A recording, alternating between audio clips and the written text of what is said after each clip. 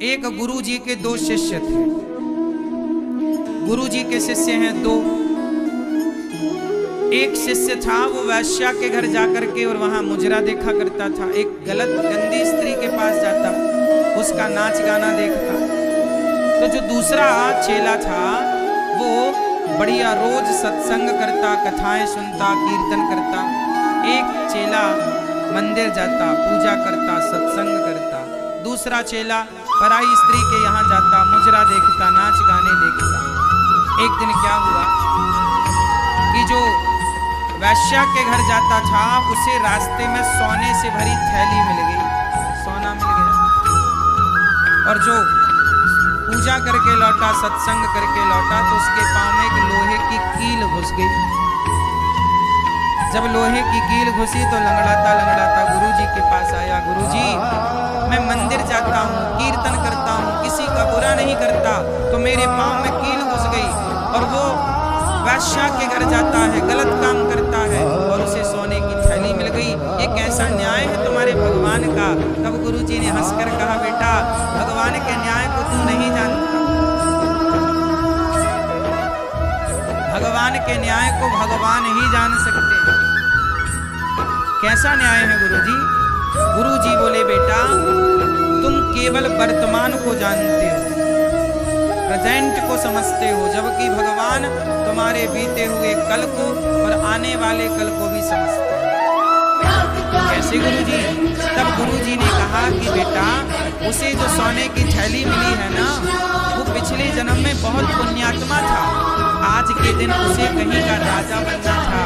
आज उसके भाग्य में राजा बनना लिखा था, पर उसने एक वैश्या की संगति करके, गलत काम करके अपने सारे पुण्यों को गवा दिया। और राजा तो बन ना सका, पर थोड़ा सा सोना मिलना था, खजाने बड़े बड़े, लेकिन पाप किया इस जन्म में तो उसके बहुत सारे पुण्य नष्ट हो गए और जरा से पुण्य इतना सा सोना मिला। जबकि आज उसे क्या बनना था? राजा। और जो तुम हो ना, आज तुम्हारी जीवन लीला समाप्त होने वाली थी, आज तुम्हारी मृत्यु होने वाली थी, पर तुम भगवान के भक्त हो, तो भगवान ने तुम्हारी भक्ति को देखकर, तुम्हारी शरणागति स्वीकार करके, तुम्हारी मृत्यु को भगवान ने कृपा करके एक लोहे की कील में तब्दील कर दिया। जरा सा तुम्हें चोट लगी, जरा सा तुम्हें ठोकर लगा और तुम्हारी मृत्यु बदल गई। यदि आपके जीवन में थोड़ा संकट आए तो समझ लिया करो कि संकट तो बहुत बड़ा आने वाला था, पर जो तुमने कुंभ स्नान कर लिया, जो तुमने पुण्य कर लिए, उस पुण्य से तुम्हारे संकट जरा सा हो करके गुजर गए, छू करके निकल गए, टच करके निकल गए। हाँ या ना? तो भक्ति का हमें फल मिलता ही मिलता है, निश्चिंत रहिएगा। अच्छा बताओ, द्रौपदी ने भगवान कृष्ण की कलाई में अपनी साड़ी के पल्लू को फाड़कर कुछ हिस्सा ही तो बांधा था, कुछ धागे ही तो बांधे थे। हाँ या ना? धागा बांध दिया ना द्रौपदी ने। कन्हैया की जब कलाई पर चोट लगी तो तुरंत द्रौपदी ने साड़ी फाड़ी और कन्हैया की कलाई पर लपेट दिया। कन्हैया ने कहा, बहन, तुमने अपनी महंगी साड़ी मेरी कलाई के बहते खून को रोकने के लिए बांधी है। यदि तुम्हारे जीवन में कभी संकट आया तो जितने धागे तुमने मुझे दिए हैं बहना, एक एक धागे की कीमत चुकाने आऊंगा जरूर, मैं तुम्हारा ऋणी हो गया। देखो जरा, धागे की कीमत चुकाई कि नहीं? भगवान कभी किसी का ऋण लेते नहीं। यदि आप भगवान को कुछ देते हैं तो भगवान उसका सवाया कई गुना करके वापिस करते हैं। इसलिए कहता हूं कि जीवन में चाहे होनी होए अनहोनी होए, भगवान के आश्रित रहिएगा। ये सब खेल उसी का। मेरा जीवन और मेरी मृत्यु किसके हाथ में है? बोलो। 6 चीजें भगवान के हाथ में होती हैं। कौन कौन सी? हानि लाभ जीवन मरण, यश अपयश विधि हाथ। 6 चीजें भगवान के हाथ में। हानि, बोलो हानि, बोलो हानि, लाभ, जीवन, मरण, यश, अपयश, किसके हाथ में है? भगवान के हाथ। इसलिए कहता हूं कि जीवन में हानि होए तो परेशान ना होइए। हानि उतनी ही होगी जितनी होनी। लाभ कितना भी प्रयास कर लो, लाभ उतना ही होगा जितना विधि ने, विधाता ने तय कर रखा। हानि लाभ ईश्वर के हाथ में। मेहनत आपके हाथ में। मेहनत तुम करो, तू कर्म कर, फल मैं दूंगा। कर्मण्येवाधिकारस्ते मां फलेषु कदाचन। तू कर्म कर, तेरे हाथ में कर्म है। फायदा कितना, नुकसान कितना, ईश्वर। हानि लाभ, जीवन मरण, कितने साल का जीवन और कब मृत्यु होगी, ईश्वर के हाथ। और यश, कितना आपका नाम होगा, कितना अपयश होगा। इसलिए अपने हाथ में कुछ है ही नहीं।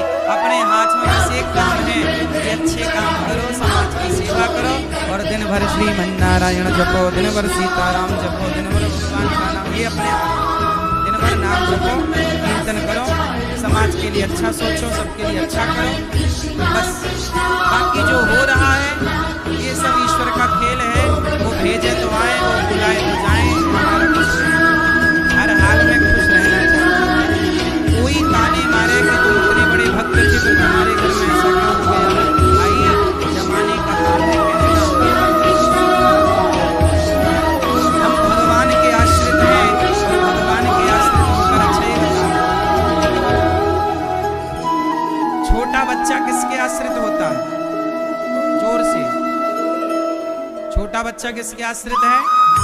माँ के आश्रित। माँ चाहे तो बच्चे को राजा बाबू बनाए और माँ चाहे तो 2 थप्पड़ जमाए।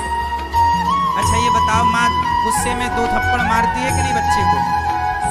बोलो हाँ, हाँ या ना? मारती है ना? तो जब थप्पड़ मारती है तो क्या बच्चा माँ का आश्रय छोड़ देता है? बोलो। जब माँ 2 थप्पड़ मारती है ना तो रोते हुए माँ को ही देखता है बच्चा, हाँ या ना? जब छोटा सा बच्चा थप्पड़ खाकर भी माँ का आश्रय नहीं छोड़ता तो तुम्हारे जीवन में छोटे मोटे संकट आ जाएं, कभी कोई विपत्ति आ जाए तो उस संकट विपत्ति में भगवान का आश्रय क्यों छोड़ देते हो? रोते हुए भी उस ईश्वर की ओर ही देखो, हे प्रभु आपके सिवा हमारा कौन है? 2 थप्पड़ मारती है माँ तो प्यार भी तो करती है, वही तो राजा बाबू भी बनाती है। ऐसे ही है, जो भक्त जीवन में थोड़ा संकट पाकर भगवान से दूर हो जाते हैं, भगवान फिर उन्हें राजा बाबू नहीं बनाते। और जो दुख विपत्ति पर भी भगवान के चरणों से लिपटे रहते हैं, भगवान उन्हें राजा बाबू बना देते हैं, भगवान उन्हें बड़ा बना देते हैं। ये मेरे आश्रित है।